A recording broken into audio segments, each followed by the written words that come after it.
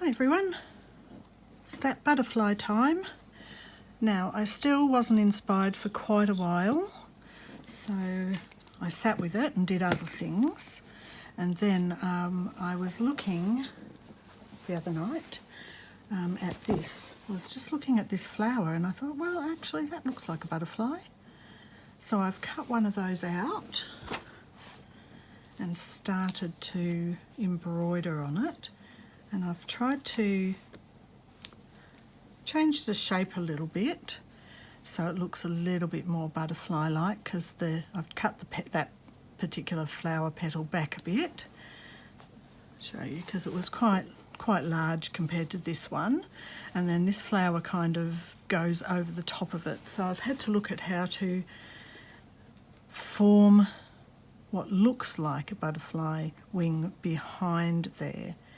So I've done the flower, I've done some French knots in the middle, and I've just been doing a sort of a satin stitch over the top. And what I have got is, I just thought I'd use a bit of this kind of bright blue because it's, well, I just thought it would be a bit brighter on the butterfly. So that's where I'm at. But I actually wanted to finish the butterfly before I put it down. So here we go, and I also was looking, I think I'll use maybe some of those these little tiny doll's dress buttons along the middle here, and this is how my page is. Just pinned it in for now, but I'll take it up to put this butterfly in, of course. So I was just adding a bit of blue through these parts of the wings to make it look, just help it make a bit more defined as a butterfly, I guess. Through here.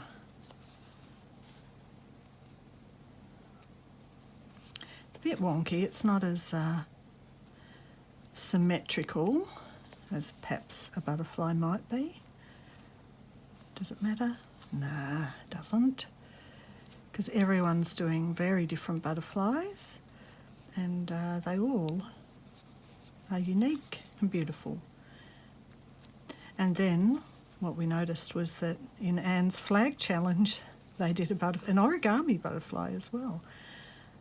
So there you go, must be butterfly month.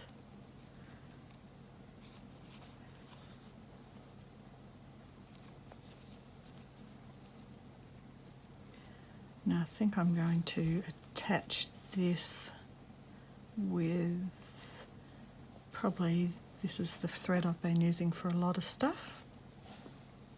Just that very fine, it's not even off-white, it's even a bit more creamy than that.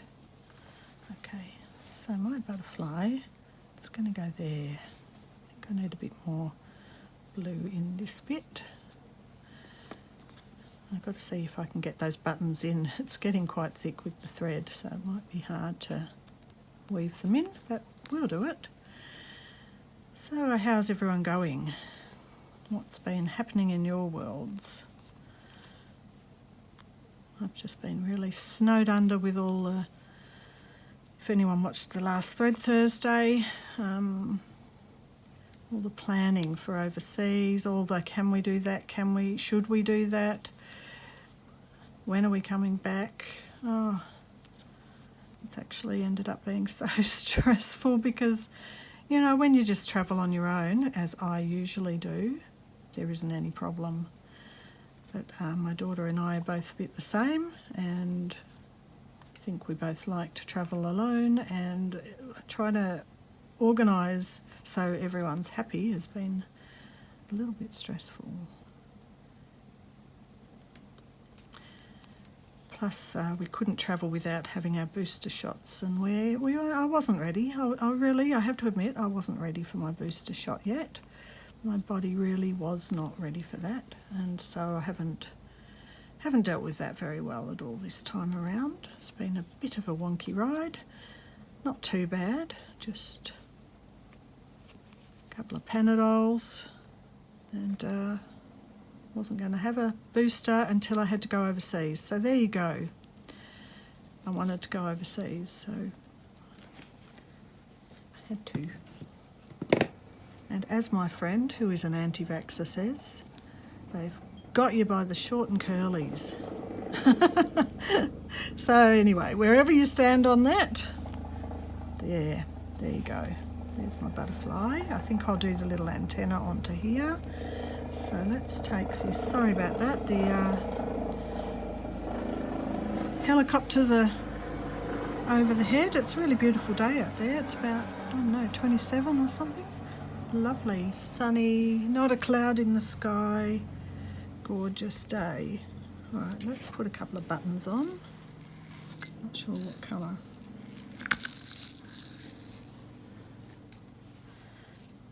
Could do these pinky ones. That'll mean that it brings the flower in.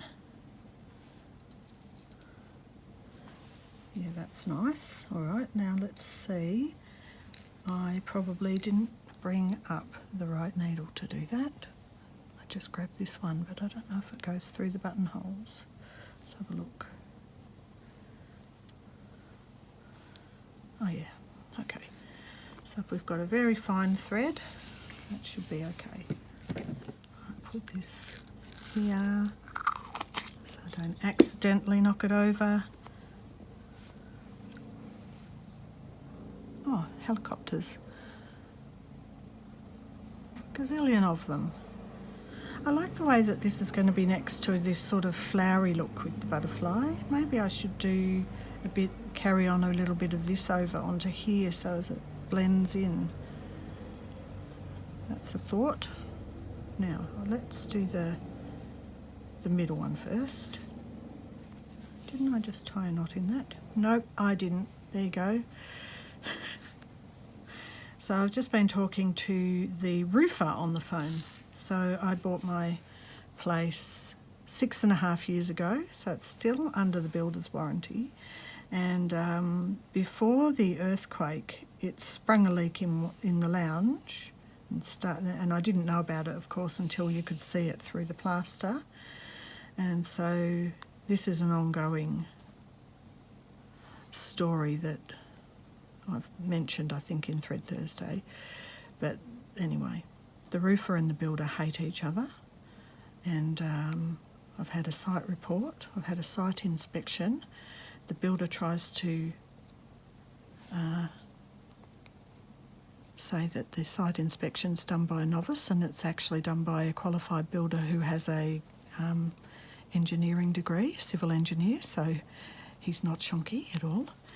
And the roofer decided, he said, no, I have to come out because I did the roofing, but I'm out of warranty, but the builder is still the builder still has the warranty. However, I'll come out and look at it because I admit my apprentice did the job, and you know, he was honest about that, which is good. They always say their apprentice did it because they never want to admit they did it. Either way, he'll come out and look and hopefully fix it. So as soon as you say you're going to take them to the building authority, the VBA, Victorian Builders Association it is, they'll get on it. Anyway, he said, so anyway, he rang the builder and said, I'll be going out to look at this, and I want you to pay me the $200 visiting fee because it's your responsibility because you're under 10-year warranty as the builder. And so they've had a massive fight. And I've rung, and the builder has said he'll get his new roofer to come and look at it because he doesn't want to deal with that roofer.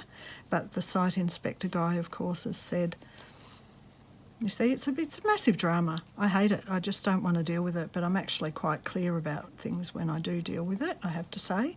And I have to say that is all thanks to my 17 years with my ex-husband, who was really good at dealing with that stuff. So thank you, Tony. Wow, though, I didn't want to deal with it. I didn't want the stress of it. God, just fix it, you guys, you know.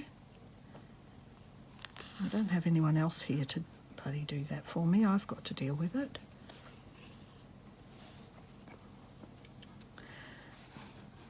Wonder if I should put another one. I think it's a bit off centre, isn't it? Anyway, that's my week. Ring the builder, ring the roofer. Let them have the fight afterwards with each other. Talk to the neighbours. So my next door neighbour decided he would go and get a site inspection as well, and has decided to ring the builder. And that's when I found out that the builder had told me his new roofer would come out. That's when I found out that he told my neighbour that no, his new roofer wasn't coming out to see my place. And you know what? So this is the way it is. If you're still under your 10-year building warranty, if his new roofer had came out, he would be actually taking on the warranty of the old builder. So it's sort of illegal for them to do that, because his new roofer's not going to want to take on any issues that came from the previous roofer. So he's telling a lot of wobblies, little wibbly wobbly lies he is. Anyway, it's a learning experience. I now know more about building regulations than I did before. Didn't need to know that, but anyway, I do now.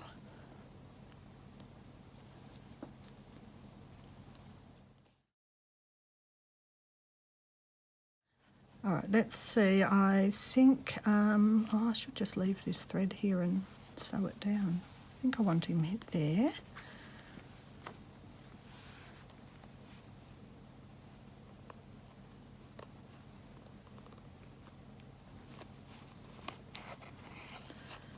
Put him on.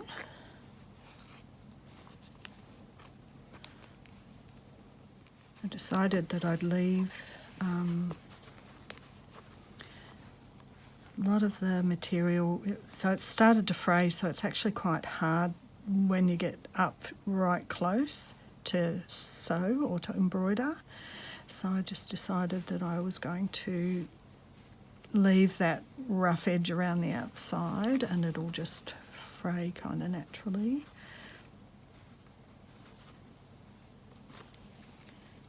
Didn't bring up my pliers. So I'll get this in as close as I can to the embroidery and let that rough frayed edge just be there.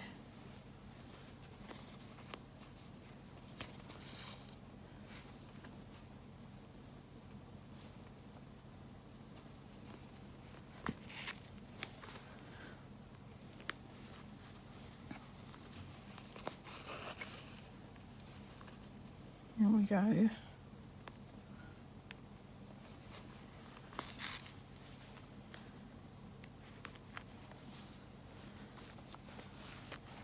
A little bit hard to get it through the background. So it's a funny thing when I actually said to Huss this morning that organising this travel thing, it feels a bit like a wedding, you know, where you just do all the preparations and you're really stressed about it and you're not sure if everything's going to go right, and then you have a bit of a meltdown. I think Lily and I kind of hit that point with each other, as if, you know, it was like, let's call the wedding off. Like, this is too stressful. Sorting out money, sorting out fares, waiting for the prize airline to confirm things, having to, you know, make bookings in Paris, all of that. It's like, let's just call this bloody wedding off. Oh, I swore again. Australians. Yeah, so that's where we got to. It's gone. The wedding's off. I mean, you know, it's partly that my daughter's under a lot of extra pressure because she dropped to casual to go back to uni, and she's got a new boss, and the new boss is not looking like keeping the shift she already had, which is what she was basing her, you know, her finances going back to uni on, having her Sunday shift stay and all of that. So that's made it very stressful for her. She always lands on her feet. She's had another job offer. She always often does.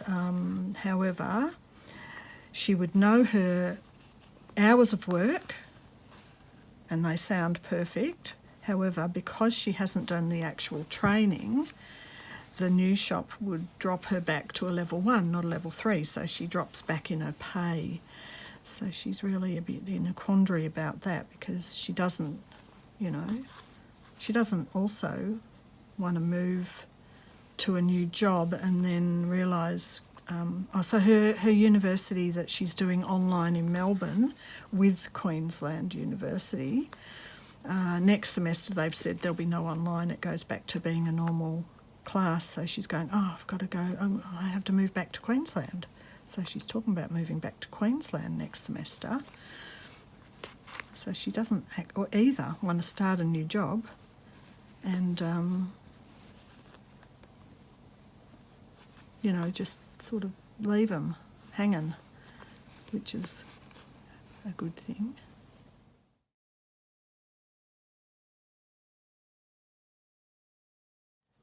I guess she might not want to get a transfer with them on the lesser wage when she could stay with who she is and stay on the wage she's on. That's probably smart if she thinks she's going back to Queensland. However, who knows? Who knows what's going to happen? That's what it gets like, isn't it? Yeah, just this thread's really good for this sort of work. All right, runs out quicker than I expect it to run out, and I'm at the very last bits of it.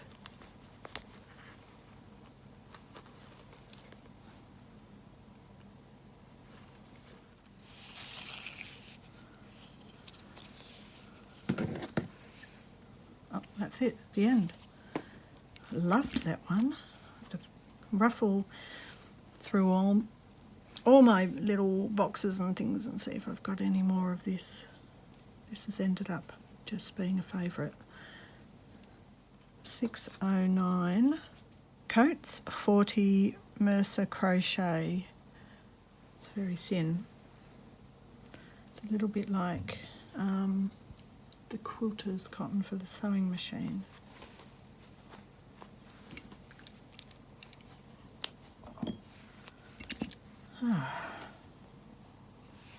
Good to do a little bit of this stuff and not talk to men who are fighting with each other.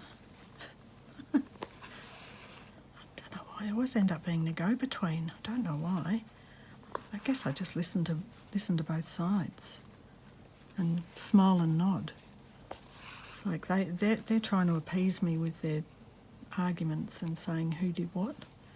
And they're not going to do this and they're not going to do that. And I'm just like, smile and nod, I'm their best friends, and just get the job done, you guys. Get it done. The roof is leaking. It's still under warranty. Get it done. How hard is that? I don't know. Oh dear. Sometimes, do you ever think about the world of how men run business? Sorry if there's any men that listen to this. But do you ever think about the world of men's business and just go, why?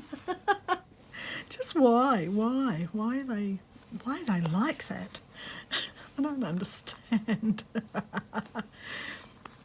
It's like I asked Huss when we were away the first time and someone was really racist, and he kind of didn't know how to respond in front of me, and he felt out of respect for me he didn't respond. And I said, how would you have responded if I wasn't there? And he said he would have told them to F off. But I said, I expected you to do that. An Aussie guy wouldn't think twice about doing that in front of me.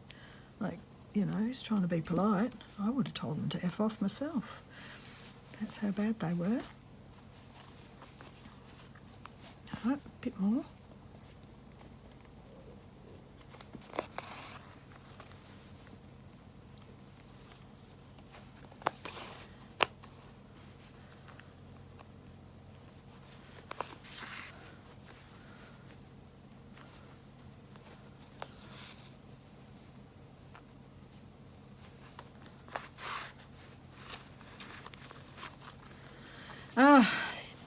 Oh, isn't it funny? You think you're not going to do much for your next year after all the COVID lockdowns.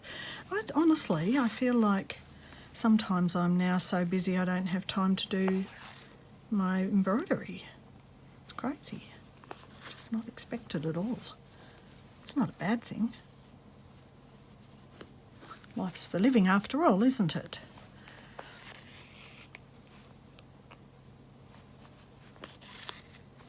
So I hope everyone has also been watching some of Ariane's videos on Ariane Zurcher, her videos on her little stay in just out of Paris with the artist residency. Oh, just want to go there, but it's not going to be able to probably fit it in on my trip, and it's probably not the sort of thing you just go and lob at the doorstep of.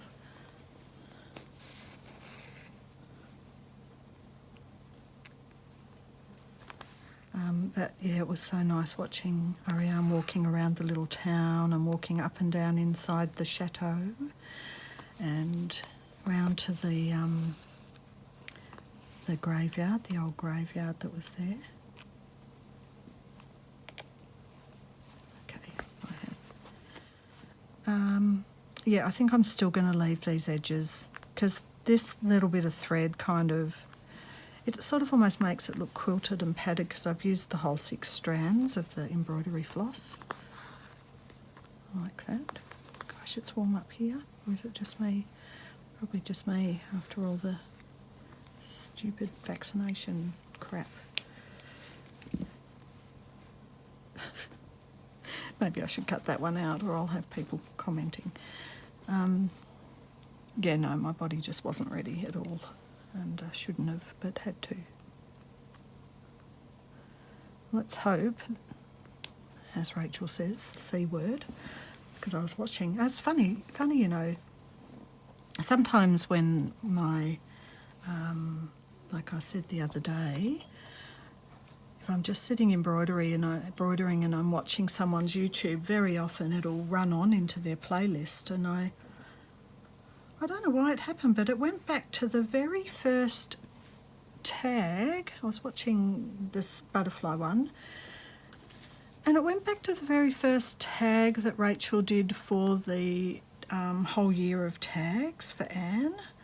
And I thought that was fascinating to watch that again a year or so later, because we've all done so much, you know, we've all been through so many things, and, you know, it's over a year since we were all doing it. It was great to see Rachel making her tags again.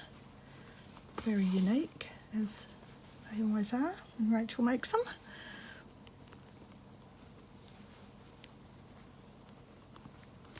Just remember, you know, it's like the you have the memory of, oh yeah, that's right, I watched her do that while I was making my original die cut tags. But then you also have this impression of everything else that was happening at the same time, you know, like where we were at in terms of lockdowns and the start of COVID, or into our second year of COVID. All of those sorts of things came back to me, how I felt, what I was thinking, what I was doing, what I thought my future might look like. It was quite interesting. So I put on my little march. So, actually, I can pull this out. I don't need to do that yet till I have something for the other side.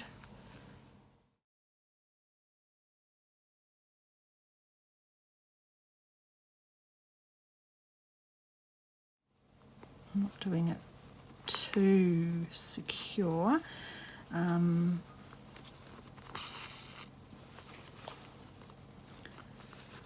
Because I'll sew the pages together once the April's done. Right, just finishing that up. Let's have a cast off and have a look at it.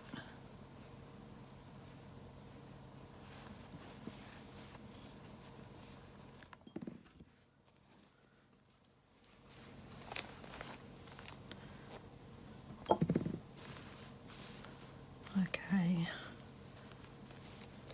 So, I did add something. Did I add something in between? I added this. I might add another one of those down there. Could add something over here. Got to do a page for here. January, February, March. And now we're ready for April. Forgot one thing. The antenna. And even though I've sewn it on the back, this might be hard to get through this one. Oh, I don't want it there. Through here.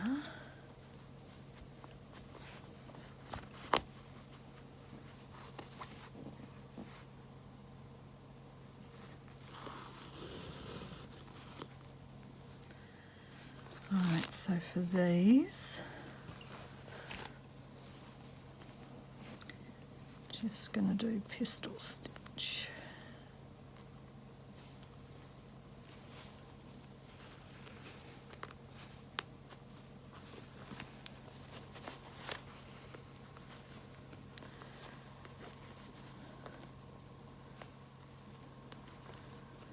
Here I was, I thought I'd finished and I left him eyeless or whatever. Are they eyes? I don't know. What are these things? They're antenna. Where are their eyes? Where are butterflies' eyes? In their antenna? There you are. There's something to research. Here we go. Done. Hope you enjoyed that. Thank you for watching. Lots of love and hugs, and I'll talk to you soon. Bye for now.